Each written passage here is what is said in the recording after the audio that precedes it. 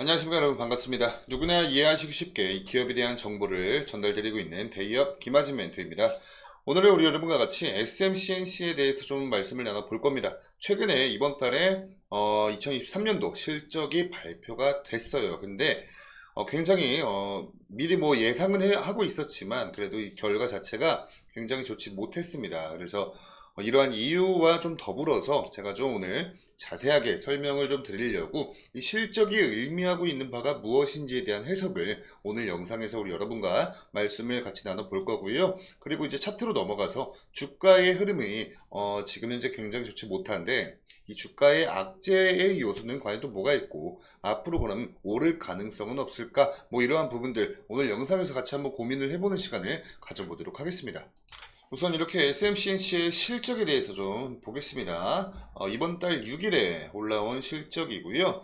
보시면요, 우리가 봐야 할 부분은 이 부분이 될 수 있겠죠. 매출액과 영업이익, 그리고 여기 있는 당기순이익, 이 부분을 좀 보시면 되는데, 이 당일 사업 연도라고 하면 2023년도부터 24년도까지의 실적입니다. 즉 23년도의 연간 실적이다, 이렇게 보시면 되고요. 여기는 바로 직전 연도니까 22년도가 되겠죠. 자, 매출액 같은 경우에는요, 기존 22년도에 1579억 원을 달성을 했었는데 23년도에 1273억 원으로 이 감소 비율을, 증감 비율을 한번 좀 보시면요, 19%가 넘게 감소를 했습니다. 근데 반대로 영업이익 같은 경우에는 22년도 같은 경우에 거의 20억 원을 조금 넘는 정도를 달성을 했었는데 23년도는 20억 8천만 원 정도를 달성을 하면서 이 증감 비율로 따져봤을 때 약 4% 정도 상승을 했어요. 근데 사실 우리가 좀 가장 중요시 봐야 할 부분은 이 부분입니다. 이 당기순이익 쪽 보시면요, 22년도 같은 경우에 53억 원 정도의 당기순이익을 기록을 했다가 23년도에 여러분 99억 원 정도가 마이너스가 나왔어요. 그러니까 뭐 이 여기 보시면요, 뭐 적자 전환 이렇게 되어 있는데 뭐 적자 전환이 중요한 게 아니고 마이너스가 이 당기순이익 정말 이 폭이 너무나 큽니다. 그래서 오늘은 제가 좀 이러한 부분에 대해서 좀 설명을 드릴까 해요. 이쪽을 이렇게 한번 좀 보시면요, 매출액 또는 손익구조 변동 주요 원인이라고 이렇게 나옵니다. 자, 주요 광고주의 보수적 마케팅 비용 집행에 따른 매출 감소, 그러니까 이 광고주들이 광고를 안 맡겼다, 이렇게 이해를 하시면 되고요. 영업권 손상차손 발생으로 인한 당기순이익 적자 전환, 아마 이 부분이 우리 여러분들 좀 많이 어려우실 거라고 생각이 듭니다. 우선 이 영업권이라는 것 자체가 뭐냐면요, 기업이 다른 기업을 인수를 하고 그 인수할 때 이 가격이 있죠. 이 가격이 인수 대상의 기업의 순자산 가치를 초과하는 경우 이 초과한 금액, 요만큼을 영업권이라고 인식을 하는데, 이 영업권은요, 무형의 자산의 일종이에요. 뭐 브랜드 가치나 뭐 고객들과의 관계, 아니면 지적 재산권 등등등 눈에 보이지 않고 우리가 좀 이렇게 어떻게 만질 수 없는 그런 비가시적인 이러한 가치를 포함하고 있는 겁니다.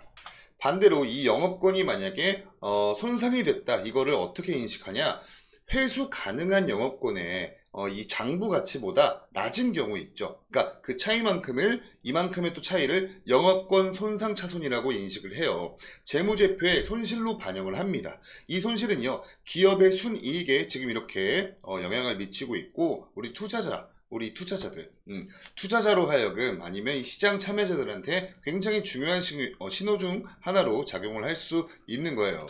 그러니까 좀 정리해서 말씀드리면요, 영업권 손상 차손이라고 하는 건 기업이 인수한 이 영업권의 가치가 기대하는 것보다 낮아지는 경우 그 차이를 재무제표상에서 손실로 인식하는 것, 이렇게 이해를 하시면 됩니다.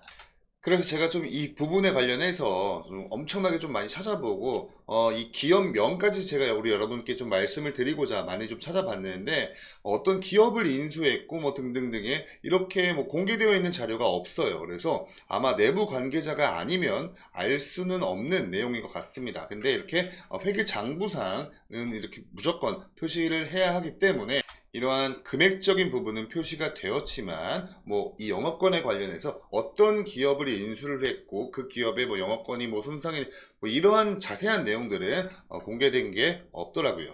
그래서 좀 개인적으로 많이 좀 아쉽지만 그래도 우리 여러분들 이렇게 손실이 발생했다 이렇게 개념 정도는 알고 가시는 차원에서 좀 확인하시면 좋겠고요. 지금 이 매출액 같은 경우에도 이 광고주의 보수적 마케팅 비용 집행이라는 표현이 들어왔어요. 근데 지금 비단 우리 이 SMCNC뿐만 아니라 이 광고 대행업을 하고 있는 이 광고 대행업이란 산업 자체가 지금 현재 좀 어려움을 많이 겪고 있습니다. 우선 그로 인한 가장 첫 번째 이유가 뭐냐면요.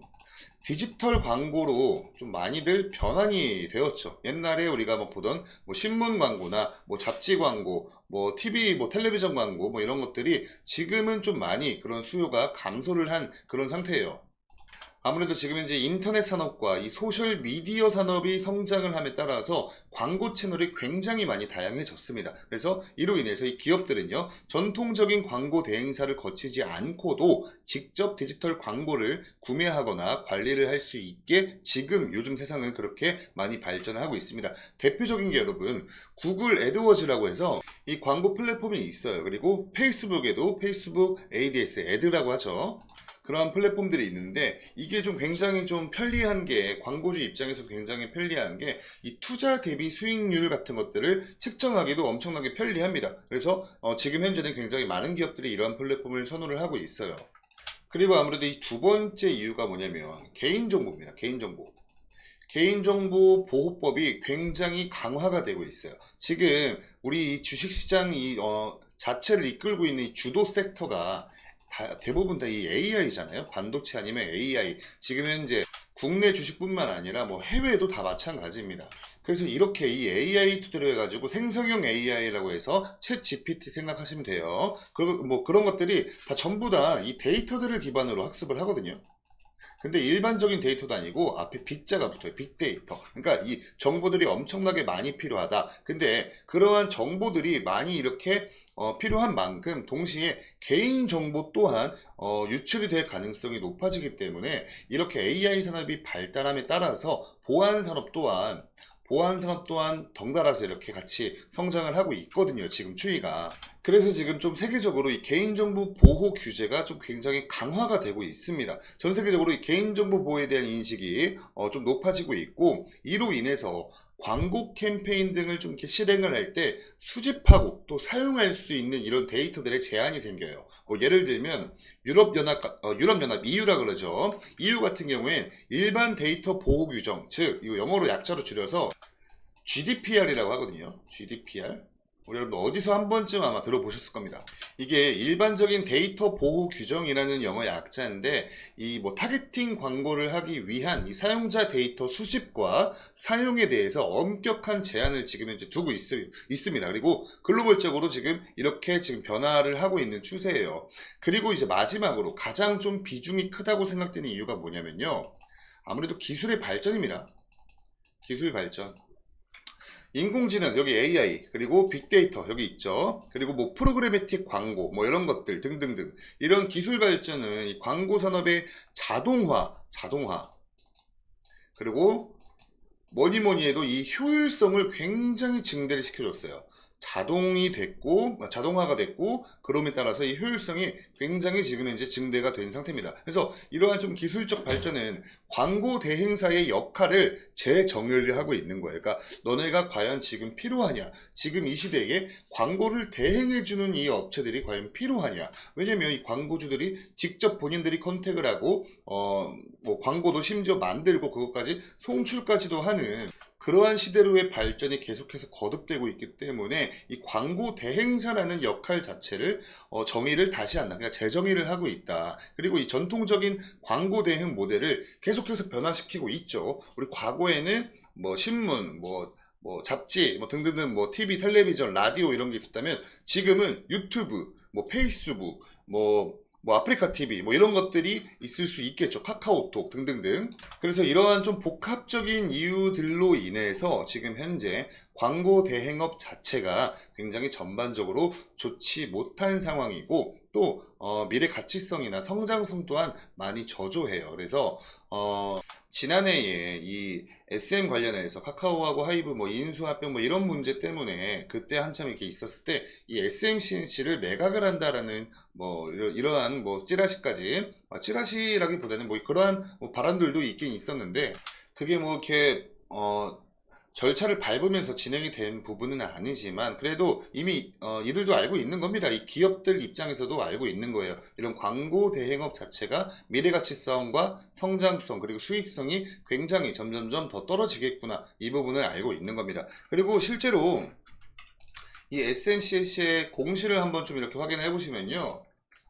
얘네들도 그거 알아요. 보시면 이렇게 지금 현재 이야기를 하고 있습니다. 국내 광고 시장의 침체 그리고 디지털 시장으로의 급격한 변화 속에서 종합 광고 회사의 주력 시장인 4대 매체 중심의 전통 광고 시장, 제가 아까 말씀드렸던 거, 이것들이 이제 최근에 역성장 추세를 보이고 있는 가운데 당사 광고 사업 부문은 모기업인 SM 엔터테인먼트와 당사의 타 사업 부문과의 시너지를 통해서 새로운 성장 전략을 추진하고 있다라고 이야기를 하죠. 그러니까 이게 사실 이 시너지를 우리가 기대를 해볼 수 있는 거지 확정이 되는 건 아니거든요. 근데 이 광고 대행업이라는 것 자체가 연간 성장률 자체가 거의 마이너스예요. 그래서 이들도 알고 있는 겁니다. 그래서 이렇게 공지에 이야기를 하고 있죠.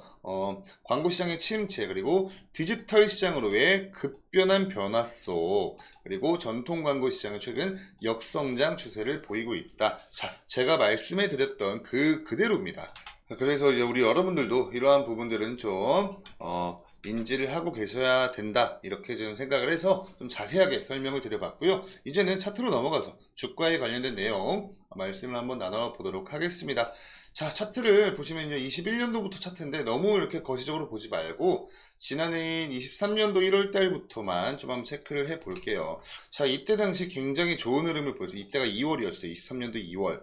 이때가 SM 경영권 분쟁, 이 하이브, 그리고 카카오, 얘네가 이제 막 경영권 분쟁 막 과열을 하면서 그 SM 엔터테인먼트 그룹주 자체가 대부분 다 상승을 했습니다. 이 SMCNC뿐만 아니라 SM 관련된 그룹주 굉장히 다양하죠. 그러한 그룹주 자체가 상승을 했어요. 그리고 막 이 위에서 이 막 분쟁 과열했을 때 여기서 이제 놀고 있다가 딱 이때 어느 순간 이렇게 조정이 나왔냐면 SM이 카카오 대상으로 해서 유상증자랑 전환사채 발행을 해주기로 했었는데 그게 이제 무산이 됐다. 이렇게 해서 SM 엔터테인먼트 그룹주가 덩달아서 이렇게 큰 조정이 나왔습니다. 그리고 이 경영권 인수 종료가 되고 나서 그 다음에 이제 재료가 끝났기 때문에 재료 소멸로 지금까지 쭉 이렇게 조정이 나왔죠. 이 기간 동안 어떠한 이슈도 없었고요. 뭐 호재도 없었고 아무튼 그렇게 쭉 그냥 밀리면서 지금의 주가 라인을 형성을 했다. 이렇게 좀 보시면 됩니다.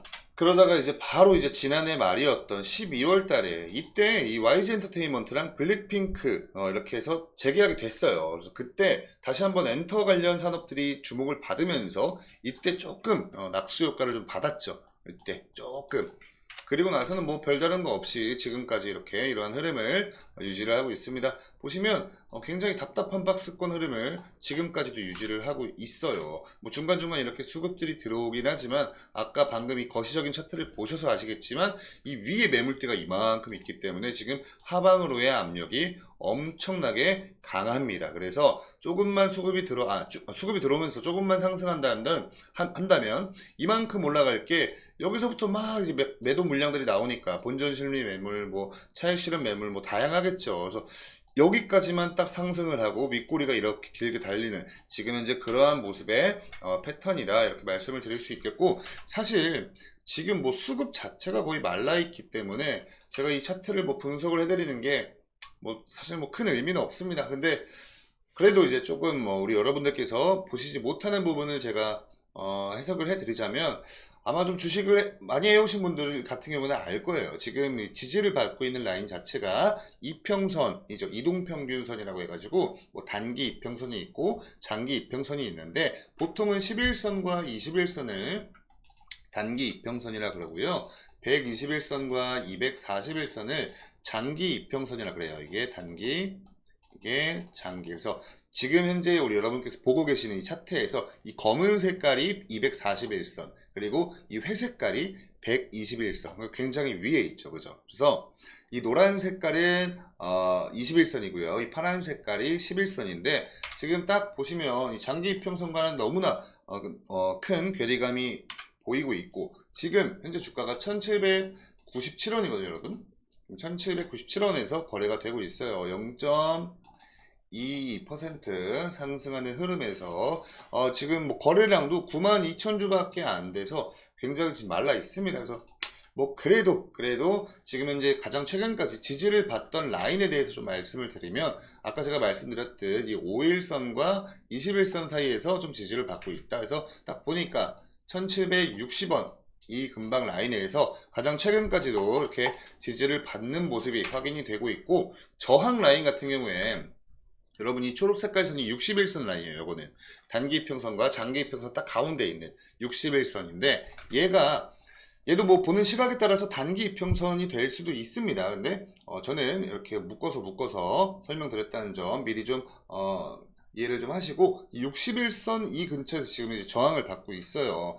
이때도 저항에 밀렸고요. 이때도 저항에 밀렸고요. 아무튼 이때도 저항에 밀렸네요. 보면 이때 이 61선 라인 쭉 가보면요, 약 1850원 라인, 1850원 근처에서는 지금 단기적인 저항 라인으로 작용을 하고 있다. 이렇게 체크를 하시면 될 것 같습니다. 근데 뭐 사실 이런 기술적 분석 같은 경우엔 뭐 사람마다 다 다르고, 이 부분도 저의 100% 제 그냥 주관적인 견해이기 때문에 절대로 정답은 될 수 없어요, 여러분. 절대로 정답은 될 수 없다. 이 부분 우리 여러분들 인지를 하시고요. 그냥 이러한 견해도 있네, 이렇게 참고만 하시면서 투자 판단하실 때, 근거 마련하실 때 좀 보탬이 되셨으면 좋겠습니다. 자, 우리 여러분들 지금까지 이렇게 SMCNC에 대해서 정말 오랜만에 말씀을 나눠보았고요. 뭐 지금 현재는 뭐 악재나 호재 이 둘 다 없는 그냥 이슈 자체가 없어요. 완전 이슈 자체의 진공 상태이기 때문에 뭐 어떠한 이슈나 정보가 또 새롭게 나온다면 제가 또 이렇게 취합을 해서 우리 여러분께 알려드리는 영상을 또 촬영해 보도록 하겠습니다. 자, 혹시 지금까지 영상이 조금이나마 도움되셨다면 영상의 좋아요 버튼 한 번씩 꼭 눌러주시고요. 비단 이 SMC뿐만 아니라 혹시 다른 종목을 보유를 하고 계신 분들 같은 경우에 저희 데이업 채널 들어오셔서 해당 종목 검색하시면은 아마 저 말고 다른 전문가들께서 이렇게 종목 분석을 해주신 영상들이 분명히 있을 거예요. 그래서 저희 채널도 구독 버튼 눌러주시고 다양한 종목에 대한 다양한 정보들 얻어가시면서 투자 활동하시면 조금이나마 더 도움이 되지 않을까, 이러한 생각이 듭니다. 아무쪼록 오늘 영상은 여기까지고요. 저는 다음 영상으로 인사드리도록 하겠습니다. 감사합니다.